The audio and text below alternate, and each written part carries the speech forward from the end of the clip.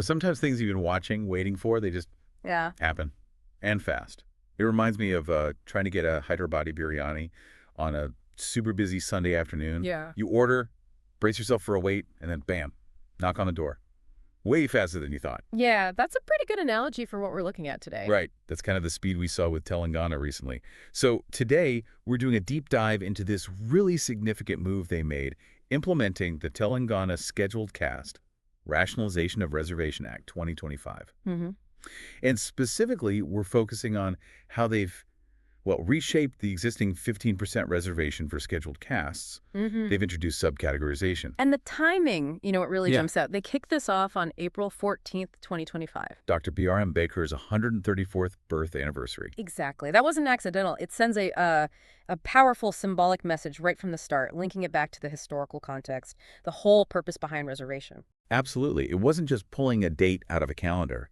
Huh. And this law, it gets right to the heart of an issue that's been, simmering for a long time. A very long time. This feeling among some scheduled caste communities that the benefits, the opportunities from that 15% reservation weren't really reaching everyone fairly. Yeah, the perception was definitely there. Yeah. That the pie, so to speak, wasn't being shared equally. Some groups felt they were getting a much smaller slice. The Madiga community, for example, they've been very vocal about this for, decades now, pushing for some kind of internal adjustment. Yes, their advocacy has been crucial. And it raises that fundamental point, doesn't it? Reservation is meant to lift up historically marginalized groups. Right. But if within that larger group, the benefits cluster only around certain communities, well, then the policy isn't achieving its fullest potential, is it? Exactly. It sort of dilutes the overall impact. Which is where this idea, this mechanism of subcategorization comes into play. Okay, so let's make that concrete. Think about maybe a big family dinner, lots of people, everyone's hungry. You bring out a big platter of, say, ladus. Now, just putting the platter down might mean the quickest or those sitting closest get the most. Subcategorization is more like saying, okay, hold on, let's make sure everyone actually gets one, especially those at the far end of the table who might usually miss out. That's a good way to put it. It's about intentional distribution, ensuring a fairer share for those who haven't had as much access historically within that larger group. So Telangana's approach was to create 3 distinct subgroups within that 15% SC quota. Yes. And the way they've structured it tells you a lot about the rationale. You have group 1. They get 1% of the total SC reservation. Okay, 1%. And who's in that group? It includes 15 different castes, and together they make up about 3.2% of the total SC population in the state. Right, a smaller segment population-wise, getting a specific share. Then there's group 2. This is the largest chunk. They get 9% of the reservation. 9%, that's substantial. It is. And this group covers 18 castes, but they represent a much larger portion of the people, around 62.74% of the SC population. Wow, okay, so the biggest population group gets the biggest slice of the reservation pie. Seems logical so far. And then group 3 gets the remaining 5%. This group includes 26 castes, representing roughly 33.96% of the SC population. So 1% for group 1, 9% for group 2, 5% for group 3, adds up to the 15%. Precisely. But crucially, these numbers, the 1, 9, and 5%, they weren't just picked at random, right? This wasn't arbitrary. No, absolutely not. From everything we understand, these divisions, these specific percentages, they're grounded in quite detailed data reflecting the socioeconomic status, the relative backwardness of these different communities within the SC category. So it's data-driven. Yeah. Trying to identify who has faced maybe deeper or more persistent disadvantages within that larger SC group. Exactly.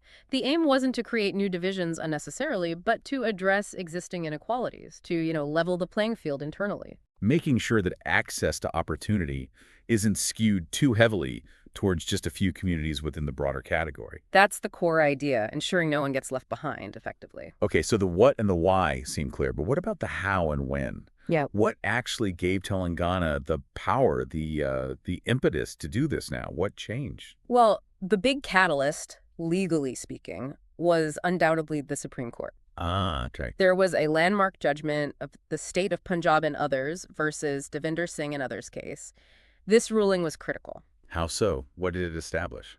It essentially gave states the constitutional nod, the legal green light, to go ahead and implement this kind of subcategorization within SC reservations if they deemed it necessary based on data. So before that, it was legally murky. States weren't sure if they could do this. Exactly.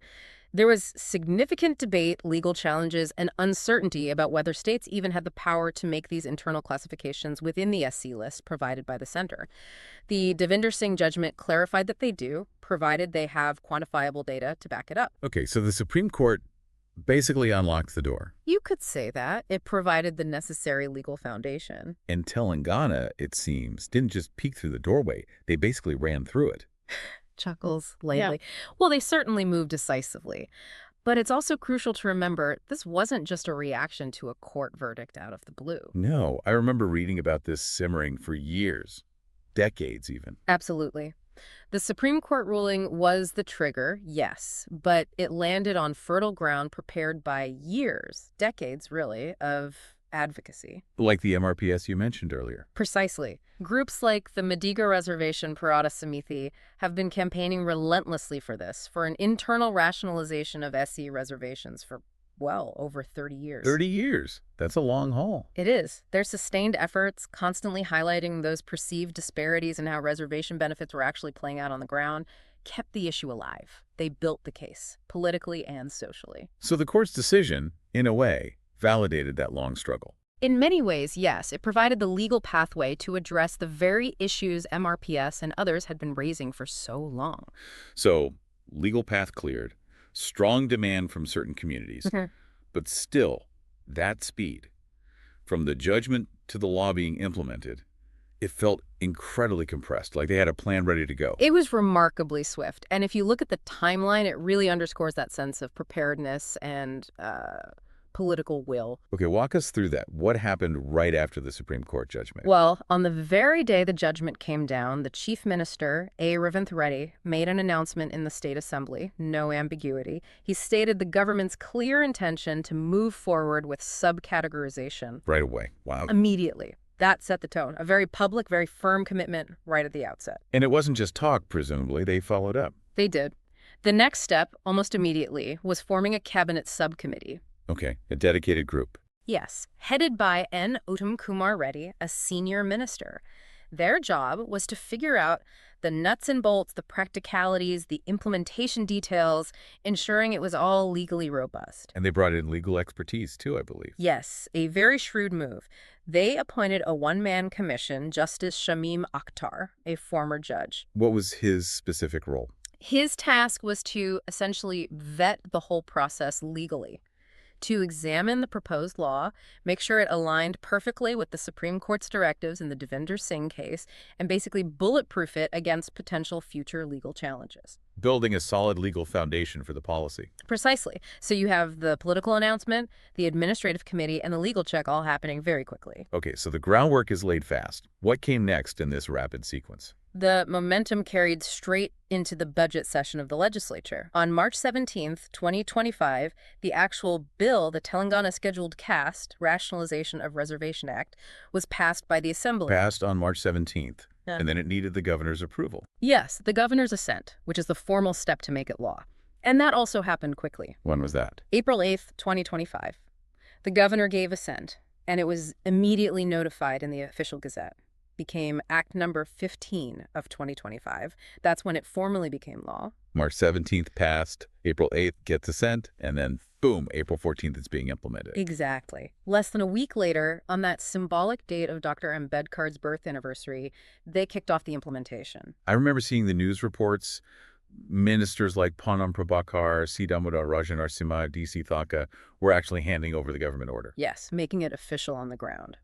And apparently, even the day before the launch, on April 13th, that cabinet subcommittee met again, with Justice Akhtar present too, just to iron out any last-minute details. Wow. Talk about crossing the T's and dotting the I's right up to the finish line. It really paints a picture of very focused execution. So, looking back, Supreme Court gives the green light, immediate CM announcement, quick committee formation, legal vetting by a judge, swift legislative passage, prompt governor's assent, and then implementation within days. It's quite something. It really is a case study in rapid policy implementation when the political will is there. Now, bringing this back to, why someone listening should care, even if they aren't directly part of the SBC community in Telangana, what's the bigger picture here? Oh, I think fundamentally it connects to broader ideas of fairness and social cohesion.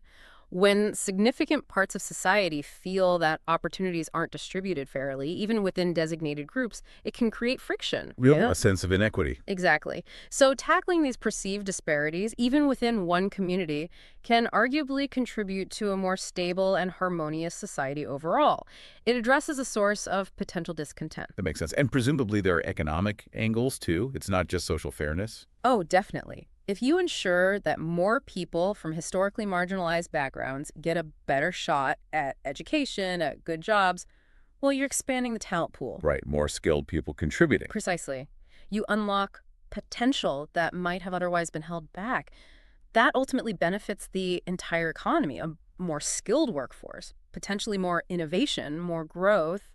It's not a zero-sum game in the long run. So fairer access leads to a stronger economy for everyone, indirectly at least. That's the argument, yes. Now, a big change like this, it's probably not met with universal applause, is it? I imagine reactions might be mixed. That's almost certainly the case. You'd expect a range of reactions. For those communities, like the Madiga, who fought for this for so long, this likely feels like a huge victory, a moment of hope. Finally getting what they advocated for. Yes. But there might also be, some skepticism. Will it really change things on the ground? How effectively will it be implemented? And what about the groups who maybe benefited more under the old system? Well, yes, some communities within the SE category who perhaps had better access previously might view this subcategorization with concern.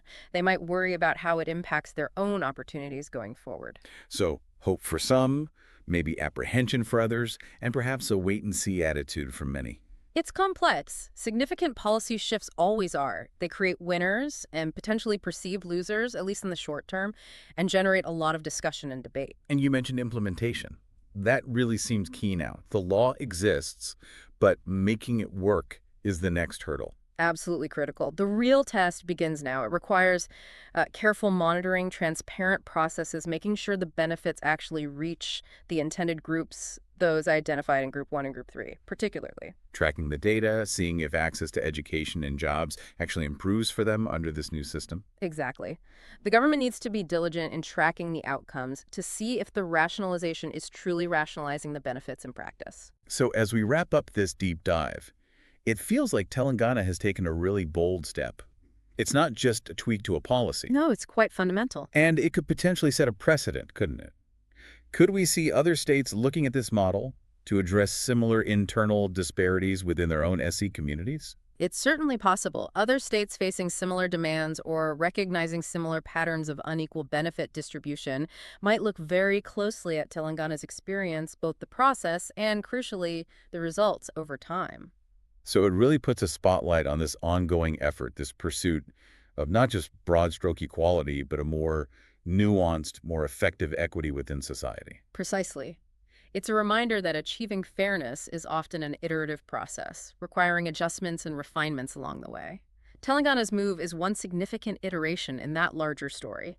Leaves you wondering what the next chapter will be, not just there, but elsewhere, too.